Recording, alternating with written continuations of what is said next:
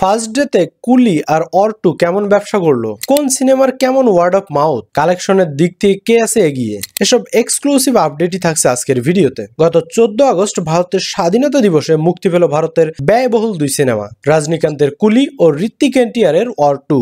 দুই সিনেমার লড়াই কিন্তু মুক্তির দিনেই শুরু হয়নি, এই লড়াই শুরু হয় আরো অনেক আগেই। অ্যাডভান্স টিকিট বুকিং এ আমরা দেখেছি সাউথে কুলির একটা অন্যরকম ক্রেজ, আবার হিন্দি মার্কেটে অর2 এর একটা আলাদা ক্রেজ দেখা যায়। কিন্তু ওয়ার্ল্ড ওয়াইড টিকিট বুকিং এ অর2 এর থেকে অনেকাংশে এগিয়ে থাকে রজনীকান্তের কুলি। তখন এই দুই সিনেমার মাঝে একটা কোল্ড ওয়ার লক্ষ্য করা যায়, কেউ কারো অবস্থান থেকে সরে যাচ্ছে না। সে তো গেল আগের কথা, মুক্তির পর কার কি অবস্থা। ওয়েল, যদি কালেকশনের কথায় আসি তাহলে আমাদের সিনেমা দুটির বাজেট সম্পর্কে ধারণা রাখতে হবে। ইয়াশ রাজ ফিল্মের স্পাই ইউনিভার্সের সিনেমা অর2 এর বাজেট ছিল প্রায় 400 কোটি রুপি, অন্যদিকে কুলি সিনেমার বাজেট ছিল 350 থেকে 400 কোটি রুপি, অর্থাৎ দুই সিনেমার বাজেট মোটামুটি সেম। তাহলে প্রথম দিনে কত কামালো এই দুই সিনেমা? অর2 এর প্রথম দিনে ইন্ডিয়ার গ্রস কালেকশন প্রায় 54 কোটি রুপি, যা মোটামুটি এভারেজ। বাট ওয়ার্ল্ড ওয়াইড এই গ্রস কালেকশন দাঁড়ায় 78 কোটি রুপি, যেটা আসলে আসার চেয়ে অনেক কম। অপরদিকে কুলি মুভির ফার্স্ট ডে ইন্ডিয়ান কালেকশন ছিল প্রায় 65 কোটি রুপি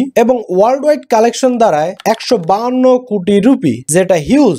এখন এই দুই সিনেমার ফার্স্ট ডে কালেকশন কম্পিটিশনের যদি কথা বলি তাহলে কুলি মুভি অর2 এর থেকে অনেক অনেক এগিয়ে আছে। মানে প্রথম দিনের কালেকশনে কুলির আগে দাঁড়াতেই পারলো না অর2।